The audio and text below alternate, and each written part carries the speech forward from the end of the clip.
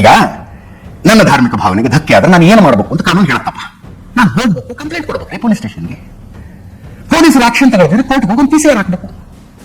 ನನ್ನ ಧಾರ್ಮಿಕ ಭಾವನೆಗೆ ಧಕ್ಕೆ ಆಗಿದೆ, ಪೊಲೀಸರು ಕಂಪ್ಲೇಂಟ್ ಕೊಟ್ಟರೆ ಆಕ್ಷನ್ ತಗೊಳ್ತಾ ಇಲ್ಲ, ಆಕ್ಷನ್ ತಗೊಳ್ಳಕ್ಕೆ ಹೇಳಿ ಕೋರ್ಟ್ಗೆ ಹೋಗಬೇಕು.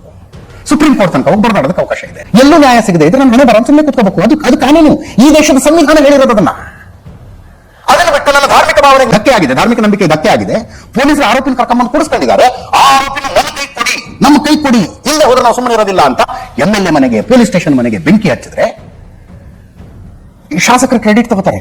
ಅವ್ರು ಹೇಳಿದ್ರಂತ ಅವಾಗ್ಲೇ 4-6 ಕೋಟಿ ಖರ್ಚಾದ್ರೂ ಪರವಾಗಿಲ್ಲ ಬಿಡಿಸ್ಕೊಂಡು ಬರ್ತೀನಿ ಅಂದಿದ್ರಂತೆ. AC ಶ್ರೀನಿವಾಸ್ ಶಾಸಕರ ಬಗ್ಗೆ, ನಾನು DJ KJ ಪ್ರಕರಣದ ಬಗ್ಗೆ ಮಾತಾಡ್ತಿರೋದು. ಇಬ್ಬರು ಆರೋಪಿಗಳಿಗೆ ಜಾಮೀನು ಸಿಕ್ಕಿದ್ದಕ್ಕೆ ಸನ್ಮಾನ ಆಯ್ತು ಅವ್ರಿಗೆ.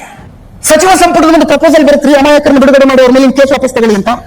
ಈ ದೇಶ ಪ್ರೇಮಿಗಳ ಪರವಾಗ, ಈ ದೇಶದ ಸಂವಿಧಾನದ ಪರವಾಗಿ ನಿಂತ್ಕೊಂಡವ್ರಿಗೆ ಕೇಸ್ ವಾಪಸ್ ತಗೊಳ್ಳೋದು, ಈ ದೇಶದ ಕಾನೂನಿನ ಪರವಾಗಿ ನಿಂತ್ಕೊಂಡವ್ರ ಮೇಲೆ ಕೇಸ್ ವಾಪಸ್ ತಗೊಳ್ಳೋದ. ಹಳೆ ಹುಬ್ಬಳ್ಳಿ ಗಲಭೆ ಏನಾಯ್ತು? ಸೇಮ್ ಇನ್ಸಿಡೆಂಟ್ ತಾನೆ. ಧಾರ್ಮಿಕ ಭಾವನೆಗೆ ಅವನು ಧಕ್ಕೆ ತಂದಿದ್ದಾನಪ್ಪ, ನಾವು ನುಗ್ಗುತ್ತೀವಿ ಪೊಲೀಸ್ ಸ್ಟೇಷನ್ಗೆ. ಆಮೇಲೆ ಅಮಾಯಕರ ವಿರುದ್ಧ ದಾಖಲಾಗಿರುವ ಪ್ರಕರಣಗಳನ್ನು ವಾಪಸ್ ತೆಗೆದುಕೊಳ್ಳಬೇಕು. ಯಾರು ನಿಂತಿದ್ರು ಸಂವಿಧಾನದ ಪರವಾಗಿ, ಯಾರು ನಿಂತಿದ್ರು ಕಾನೂನಿನ ಪರವಾಗಿ. ಈ ವಾದನೆ ವಿಚಿತ್ರವಾಗಿದೆ ಇದು. ಹೌದ್ರಿ, ಸಂವಿಧಾನದ ಪರವಾಗಿ ಎಲ್ಲರೂ ನಿಂತ್ಕೊಳ್ಬೇಕು, ಈ ದೇಶದ ಪ್ರತಿಯೊಬ್ಬ ನಾಗರಿಕನ ಕರ್ತವ್ಯ ಅದು.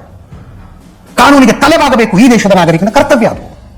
ಯಾವುದೇ ಶಿಲಾನ್ಯಾಸ ಕಾರ್ಯಕ್ರಮದಲ್ಲಿ ಹಾಕಿರುವ ನ್ಯಾಷನಲ್ ಎಂಬ್ಲೆಮ್ ಅನ್ನ ಕಲ್ಲಿನಲ್ಲಿ ಜಜ್ಜಿ ತೆಗಿತೀವಿ ಅಂತಂದ್ರೆ ಅದು ದೇಶದ್ರೋಹ ಅಂತ ಹೇಳಬಲ್ಲಂತಹ ಛಾತಿ ಯಾರಿಗಿದೆ?